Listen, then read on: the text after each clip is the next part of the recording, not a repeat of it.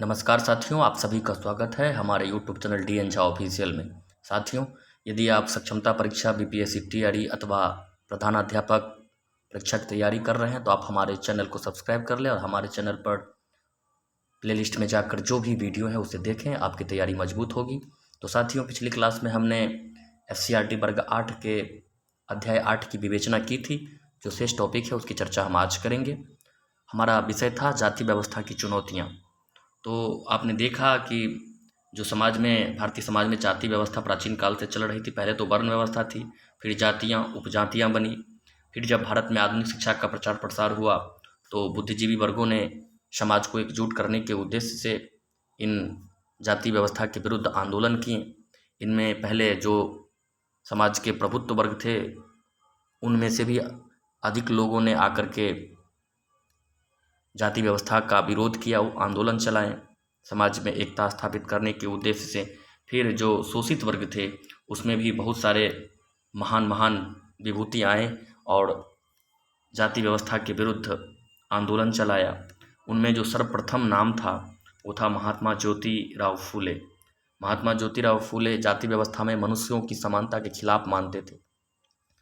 उन्होंने जाति व्यवस्था को पूरी तरह से नकारा, अछूत वर्ग के खिलाफ अमानवीय व्यवहार और उन्हें सामान्य मानव अधिकार से वंचित रखने की स्थिति ने फूले को जाति प्रथा का प्रबल विरोधी बना दिया। अर्थात महात्मा फूले जो मनुष्यों की समानता के पक्षधर थे और जो अछूत वर्ग के खिलाफ जो अमानवीय व्यवहार थे वो इससे क्षुब्ध थे और इस तरह से वो जाति प्रथा के प्रबल विरोधी हो गए। अपने विचारों के प्रसार के लिए फूले ने पत्र पत्रिकाओं और पुस्तकों का प्रकाशन तथा भाषण और लेखन को माध्यम अपनाया। उन्होंने मराठी भाषा का प्रयोग किया ताकि आम लोगों की भाषा के द्वारा उनके विचार को जनसाधारण तक आसानी से पहुंचाया जा सके। उन्होंने आर्य वैदिक परंपरा का विरोध करने के लिए दीनबंधु नामक मराठी पत्रिका निकाली। 1873 में गुलामगिरी नाम से निकाली गई अपनी पुस्तक में फूले ने शूद्रों को दासता के कारण की व्याख्या की और इसकी तुलना अमेरिकी निग्रो काले गुलामों से की।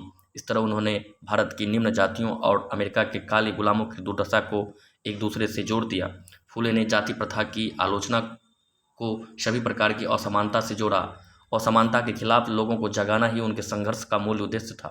जातिगत असमानताओं और शूद्र जातियों की सामाजिक अधीनता तथा आर्थिक पिछड़ेपन के बीच के संबंध के बारे में भी ज्योतिराव फूले ने चेतना जगाई। उच्च जातियों ने किस तरह किसानों का शोषण किया उसका विश्लेषण उन्होंने विस्तार से किया। किसान लगान के बोझ और महाजनों के अत्याचार से परेशान थे। इसके विरोध में महात्मा फूले उन्हें समाज में सम्मान दिलाना चाहते थे।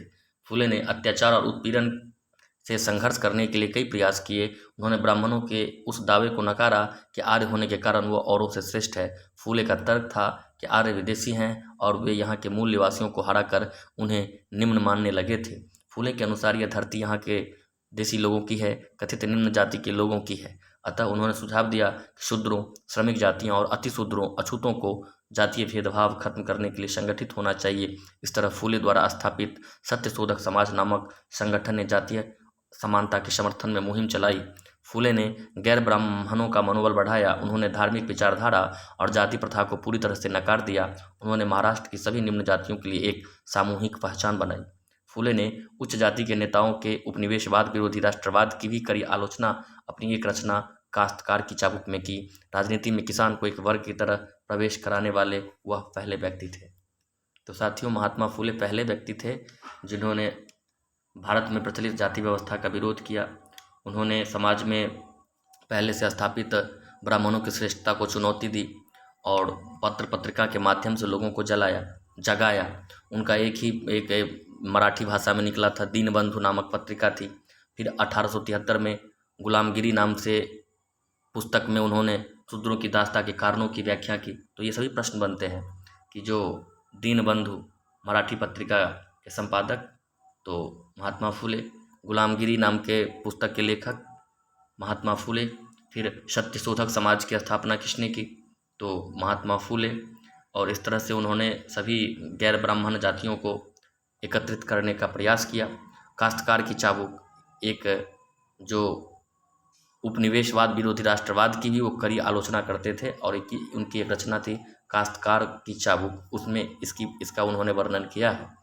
इसके अतिरिक्त यहाँ बॉक्स में आप देख सकते हैं गुलामी।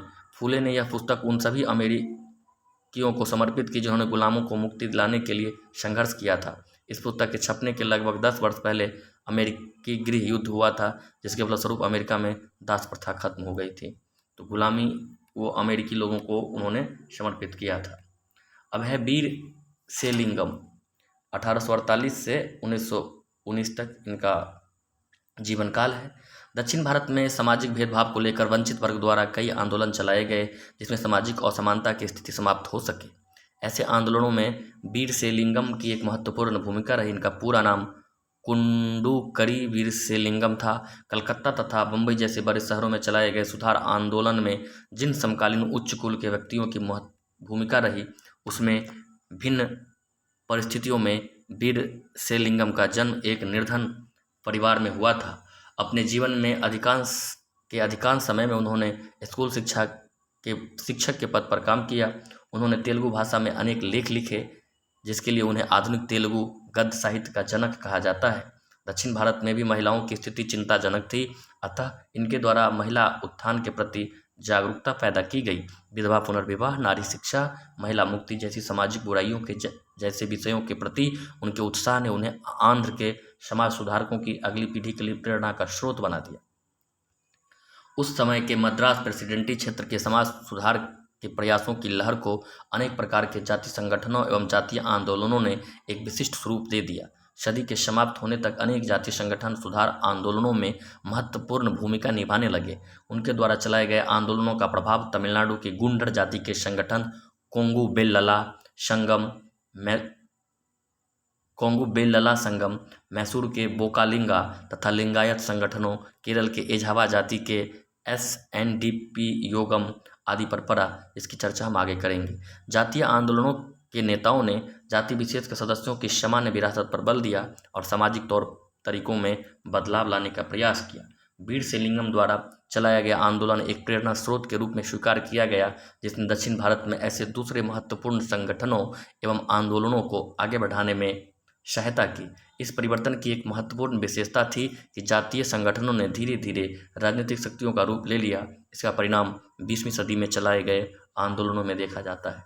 साथियों, ये वीरसेलिंगम जिन्होंने दक्षिण भारत में आंध्र और तमिलनाडु के क्षेत्रों में उन्होंने सामाजिक गैर बराबरी के विरुद्ध आंदोलन चलाया, महिलाओं की जो दयनीय स्थिति थी उसके प्रति भी उन्होंने आंदोलन चलाया और सबके जीवन में, सामाजिक जीवन में परिवर्तन लाने का प्रयास किया।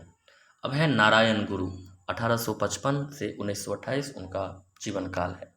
जैसा कि पहले चर्चा की गई, 19वीं सदी के मध्य तक निम्न जातियों के भीतर से भी जातीय भेदभाव के खिलाफ आवाज़ उठाई गई। इस वर्ग ने भी आंदोलन के द्वारा सामाजिक समानता और न्याय की मांग की। केरल में एझावा निम्न जाति में जन्मे नानू आसन, जो बाद में श्री नारायण गुरु के नाम से जाने गए, एक धार्मिक गुरु के रूप में उभरे। उन्होंने अपने लोगों के बीच एकता का आदर्श रखा। उन्होंने प्रेरणा दी कि उनके पंथ में जाति का भेदभाव नहीं होना चाहिए और सभी को एक गुरु में विश्वास रखना चाहिए। उनके द्वारा श्री नारायण धर्म परिपालम योगम की स्थापना 1902 में की गई। इस संगठन के समक्ष दो उद्देश्य थे, एक छुआछूत का विरोध करना और दूसरा पूजा, विवाह और मृतक के अंतिम संस्कार की विधि को सरल करना। चूँकि इन पंथों की स्थापना उन लोगों ने की जो स्वयं निम्न जातियों से थे और उनके बीच ही काम करते थे, अतः उन्होंने निम्न जातियों के बीच प्रचलित आदतों और तौर तरीकों को बदलने का प्रयास किया और उच्च वर्ण के तौर तरीकों को अपनाने पर बल दिया ताकि निम्न जातियों में स्वाभिमान पैदा किया जा सके। इस संगठन के द्वारा दक्षिण भारत में मंदिर में प्रवेश अधिकार के लिए आंदोलन प्रारंभ हुआ। बाद में 1920 के दशक में यह संगठन माधवन के नेतृत्व में गांधीवादी राष्ट्रवाद से प्रभावित हुआ। केरल में बसे दलित भी इस संगठन से प्रभावित हुए एवं अपने उद्धार के उपाय के लिए स्वयं आगे बढ़े। इस प्रकार दक्षिण भारत के समाज सुधार आंदोलनों ने समाज के दबे वर्ग को राष्ट्र की मुख्य धारा से जोड़ने का प्रयास किया। तो साथियों, यहाँ देख सकते हैं कि श्री नारायण गुरु के नेतृत्व में उनका भी जन्म एक बहुत ही निम्न जाति में हुआ था। नानू आसन एझावा नाम की निम्न जाति थी। नानू आसन जो बाद में श्री नारायण गुरु के नाम से आगे बढ़े, उन्होंने जो नारायण धर्म परिपालम योग की स्थापना 1902 में की, वो पूजा पाठ की विधि को सरल बनाना शुरू किए, उसको सरल बनाया गया और उन लोगों का उद्देश्य था कि जो समाज में निम्न जातियां हैं उसके बीच जो आदत है उसमें बदलाव किया जाए और उच्च वर्ण के जो तौर तरीके हैं उसे अपनाने पर बल दिया उन्होंने उन्होंने मतलब कहा जाए तो उन्होंने पूरी तरह से जो सामाजिक व्यवस्था था उसको नहीं नकारा, उन्होंने बल्कि कहा जो खराब आदतें हैं उसमें सुधार करें और जो उच्च वर्ण में जो अच्छी आदतें हैं उसको वो अपनावे ताकि उनमें स्वाभिमान भी पैदा किया जा सके। ये फिर बाद में आप देखेंगे कि मंदिर में प्रवेश अधिकार के लिए आंदोलन प्रारंभ हुआ। 1920 के दशक में यह संगठन माधवन के नेतृत्व में गांधी जी के राष्ट्रवादी आंदोलन में जुड़ गया और राष्ट्रवादी आंदोलन से प्रभावित हुआ। यहाँ देखते हैं साथियों कि मद्रास बोर्ड ऑफ रेवेन्यू 1818 द्वारा दिए गए सर्वेक्षण की रिपोर्ट से जानकारी प्राप्त होती है कि निचली जातियों के समूहों से आए खेतिहर मजदूर लगभग गुलामी की स्थिति में पहुंचा दिए गए थे। ये एक फैक्ट है, इसे आप याद रखेंगे। अब है ईवी रामास्वामी नायकर, जिसे पेरियार भी कहा जाता है। इनका जीवन काल 1879 से 1973 है और आत्मसम्मान आंदोलन इनसे जुड़ा हुआ है। तो 20वीं सदी के प्रारंभ में गैर ब्राह्मण आंदोलन आगे बढ़ा। यह प्रयास उन गैर ब्राह्मण जातियों का था जिन्हें शिक्षा, धन और प्रभाव हासिल हो चुका था। सामाजिक न्याय की मांग करते हुए उनके द्वारा सत्ता पर ब्राह्मणों के दावे को चुनौती दी गई एवं गैर ब्राह्मण समूहों के लिए सांस्कृतिक और सामाजिक उत्थान के उपाय किए गए। ईवी रामास्वामी नायकर पेरियार ने जाति व्यवस्था की आलोचना की।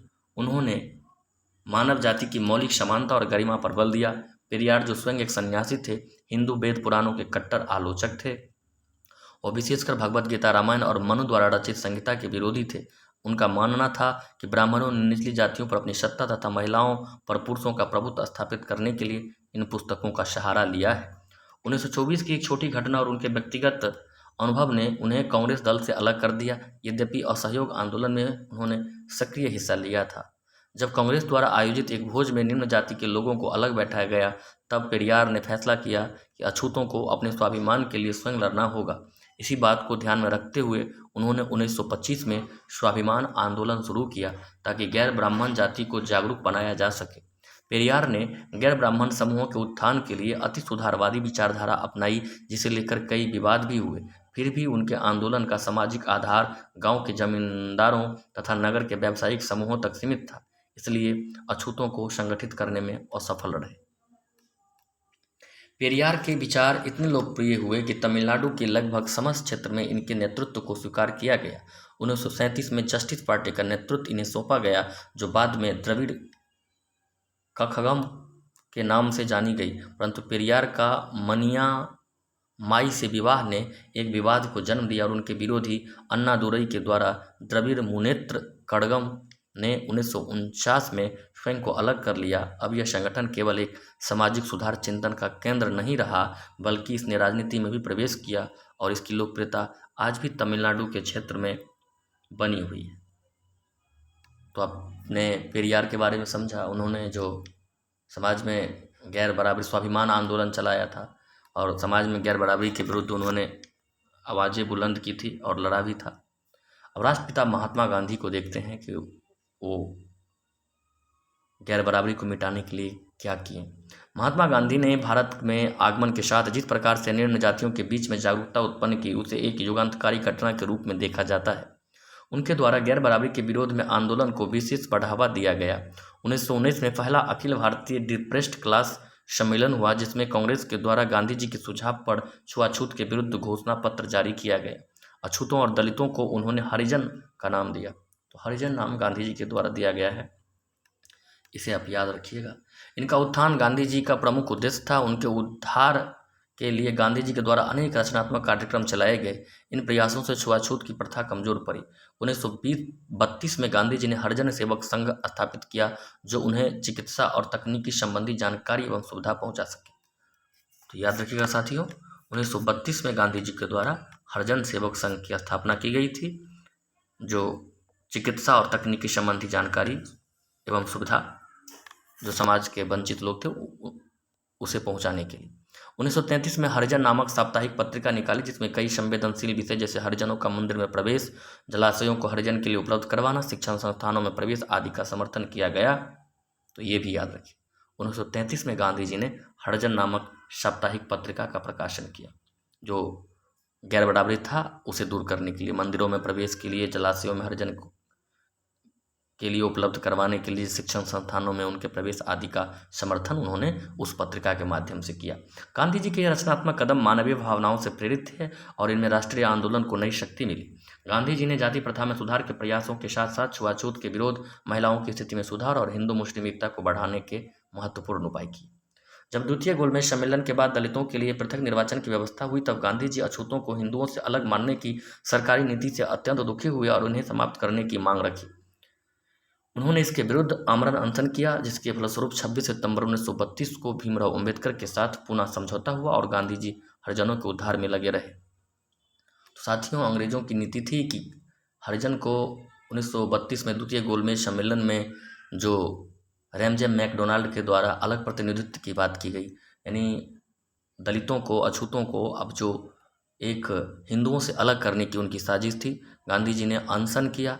फलस्वरूप 26 सितंबर 1932 को भीमराव अंबेडकर और गांधी जी के बीच एक समझौता हुआ, जो पूना समझौता के नाम से जाना जाता है, सभी जानते होंगे। और पूना समझौता हुआ और उसके बाद गांधी जी तो पहले से भी लगे थे, उसके बाद भी उन्होंने हरिजनों के उद्धार के लिए लगे रहे। गांधी जी जाति प्रथा के प्रबल आलोचक रहे। गांधी जी भारत को केवल औपनिवेशिक शासन से मुक्त कराना नहीं चाहते थे, बल्कि भारतवर्ष में जिस प्रकार की सामाजिक गिरावट आई थी उसे दूर करने में उन्हें असाधारण इच्छा शक्ति भी दिखाई। उनका मानना था कि भारत सही अर्थों में तब स्वतंत्र होगा जब वो अपनी आंतरिक कमजोरियों पर काबू प्राप्त कर पाए। तो गांधी जी ये चाहते थे कि भारत पूर्ण रूप से स्वतंत्र तब होगा जब वो आंतरिक कमजोरियों पर विजय प्राप्त करेगा, अर्थात भारत में जो व्यवस्थाएं हैं, जो छुआछूत, जातिवाद, इन सब से मुक्त होगा, तभी भारत पूर्ण रूप से आज़ाद होगा। अब बाबा साहब भीमराव अंबेडकर को समझते हैं। उन्होंने जो निम्न जातियां थी उनके लिए उनके द्वारा किए गए कार्यों को अब हम समझने का प्रयास करते हैं। बाबा भीमराव अंबेडकर ने जातीय भेदभाव और पूर्वाग्रह को बहुत निकट से महसूस किया था। इनके जीवन का उद्देश्य दलित उत्थान की भावना से प्रेरित था। वह दलित समाज को समानता का पूर्ण अधिकार प्रदान करना चाहते थे, न कि केवल कुछ छूट या किसी प्रकार की सुविधा। भारतीय जातिगत समाज में दलित वर्ग को सम्मानपूर्ण स्थान दिलाना अंबेडकर के लिए अधिक महत्वपूर्ण था। सामंती दासता के वह प्रबल विरोधी थे, अतः उन्होंने दलितों को शिक्षित होने का आह्वान किया एवं दलितों के वैधानिक और राजनीतिक अधिकारों की मांग की। उनके द्वारा मैला ढोने की अमानवीय परंपरा की कड़ी निंदा की गई। अंबेडकर के द्वारा 1920 के दशक में एक प्रमुख आंदोलन प्रारंभ हुआ। इस आंदोलन को संगठित रूप देने के लिए 1924 में बहिष्कृत हितकारिणी सभा का गठन हुआ। 1927 में महार सत्याग्रह प्रारंभ किया गया ताकि अछूतों के प्रति अपनाई गई भेदभाव की नीति को समाप्त किया जा सके। तो साथियों, 1920 के दशक में अंबेडकर जी के द्वारा आंदोलन प्रारंभ हुआ। 1924 में बहिष्कृत हितकारिणी सभा का गठन हुआ और 1927 में महार सत्याग्रह प्रारंभ किया। ये अछूतों के प्रति जो अपनाई गई भेदभाव थी उसको समाप्त करने के लिए उन्होंने इस तरह के कार्य किए। 1930-31 के गोलमेज सम्मेलन के पूर्व अंबेडकर दलित वर्ग के प्रमुख नेता के रूप में उभर चुके थे। उन्होंने दलितों के लिए एक अलगाववादी धारणा रखी, जिसके आधार पर दलितों के लिए अल्पसंख्यकों की तरह पृथक निर्वाचन की मांग रखी गई, लेकिन गांधी जी ने इसका विरोध किया और उनके सत्याग्रह के कारण पुनः समझौता 1932 लागू हुआ। 1942 में अंबेडकर के द्वारा अनुसूचित जाति संघ की स्थापना की गई। साथियों, एक बात यहाँ आप ध्यान देंगे कि अंग्रेजों ने पहले ही आप देखे होंगे कि 1919 के जो उनका एक्ट था, 1919 के द्वारा ही उन्होंने सुधार के द्वारा मुस्लिमों को अलग निर्वाचन क्षेत्र दे दिया था, रिजर्वेशन दे दिया था।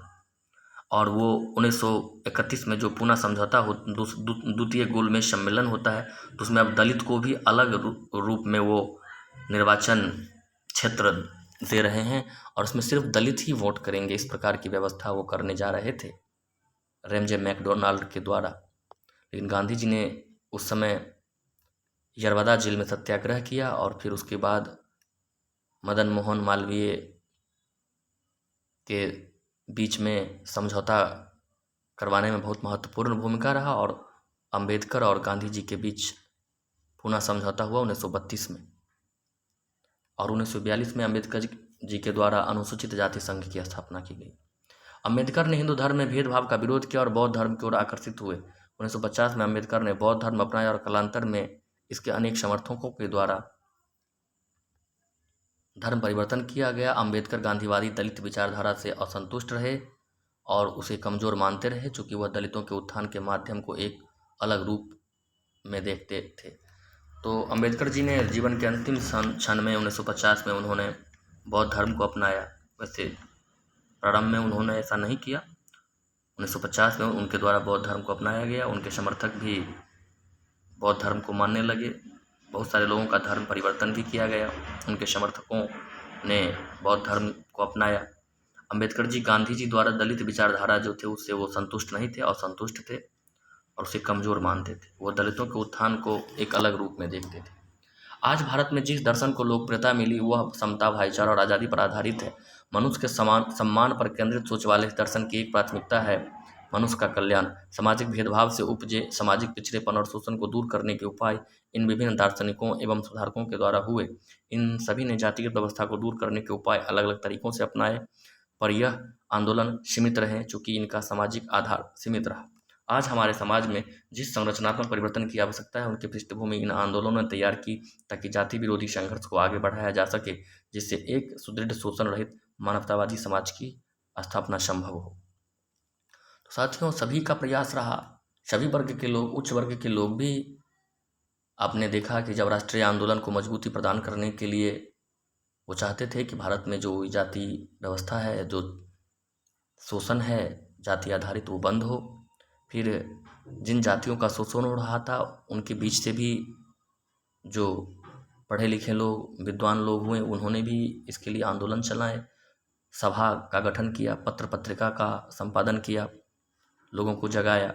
फिर गांधी जी के द्वारा भी आपने देखा कि बहुत प्रयास किए गए सामाजिक व्यवस्था में परिवर्तन को लेकर। तो इस तरह से सबका मिला जुला प्रभाव रहा और अब आप देख रहे हैं कि भारत में ये जो व्यवस्था है उसमें परिवर्तन धीरे धीरे हुआ है। अब स्थितियां सुधरी है और आशा है कि आगे और भी सुधरेंगी। तो आइए साथियों, बॉक्स में कुछ लिखा हुआ है उसे देखते हैं। 1924 में अम्बेडकर ने बहिष्कृत हितकारिणी सभा की स्थापना करके दलित मुक्ति आंदोलन का बिगुल बजाया था। अम्बेडकर के द्वारा जाति उन्मूलन के उपाय किए गए। उन्होंने मनुस्मृति को नकारा चूँकि वह विभेदकारी दर्शन पर आधारित थी, जिसके द्वारा समाज को एक श्रेणीगत व्यवस्था में बांट दिया गया था। तो चर्चा हमने कर लिया कि 1924 में उन्होंने बहिष्कृत हितकारिणी सभा की स्थापना की थी, दलित मुक्ति का बिगुल बजाया, जाति उन्मूलन के उपाय किए, मनुस्मृति को उन्होंने नकारा क्योंकि उसमें वर्ण व्यवस्था को दिखाया गया था। सामाजिक व्यवस्था में वो चूँकि देश काल परिस्थिति के अनुसार मनुस्मृति बहुत पहले उसकी रचना हुई थी और उसमें वर्ण व्यवस्था थी, उसमें जाति व्यवस्था नहीं थी। वर्ण व्यवस्था समाज में था और उसको उस पुस्तक में दिखाया गया था। इसका अम्बेडकर जी ने आलोचना की, उसे नकारा। साथियों, तो अब आइए कुछ जो महत्वपूर्ण बहुविकल्पीय प्रश्न है उसे देखते हैं। फूले के द्वारा किस संगठन की स्थापना की गई? तो आप सभी जानते हैं फूले के द्वारा सत्य शोधक समाज की स्थापना की गई। गैर बराबरी विरोधी आंदोलन को केरल में किसके द्वारा प्रारंभ किया गया? तो केरल में बराबरी विरोधी आंदोलन था वो नारायण गुरु के द्वारा प्रारंभ किया गया था। पेरियार के द्वारा कौन सा आंदोलन प्रारंभ किया गया? तो वो आत्मसम्मान आंदोलन चलाए थे पेरियार। हरिजन सेवक संघ महात्मा गांधी के द्वारा किस वर्ष गठित किया गया था? तो हरिजन सेवक संघ की स्थापना गांधी जी द्वारा 1932 में की गई थी, पूना पैक्ट के बाद, और 1933 में उन्हें हरिजन नामक पत्रिका चलाया था। बाबा भीमराव अम्बेडकर के द्वारा रचित किस वर्ष बहिष्कृत हितकारिणी सभा की स्थापना की गई? यानी बाबा भीमराव अम्बेडकर ने बहिष्कृत हितकारिणी सभा की स्थापना अभी अभी हमने चर्चा की 1924 में की थी। तो साथियों, मैं आप सबसे यही आग्रह करूंगा कि आप जो भी तैयारी करते हैं करते रहें, लेकिन कुछ समय निकाल कर आप हमारे वीडियो को देखें। उसमें अनावश्यक बातें नहीं हैं, जो भी बातें हैं वो फैक्ट है। SCERT बेस्ड जो फैक्ट है वो आपके बीच रखते हैं और साथ ही साथ अंत में जो प्रश्न होते हैं वो भी आपके बीच रखते हैं। और हमारे चैनल पर NCERT SCERT के बहुत सारे वीडियो आपको लगातार 6 से 8 तक के जो क्लास के वीडियो हैं वो फैक्ट हैं वो आपको मिलेंगे। तो साथियों, आप सब हमारे चैनल पर जाकर सभी वीडियो को देखें, अपनी तैयारी को मजबूती दें। वीडियो को अंत तक देखने के लिए, सुनने के लिए आप सभी का बहुत बहुत धन्यवाद।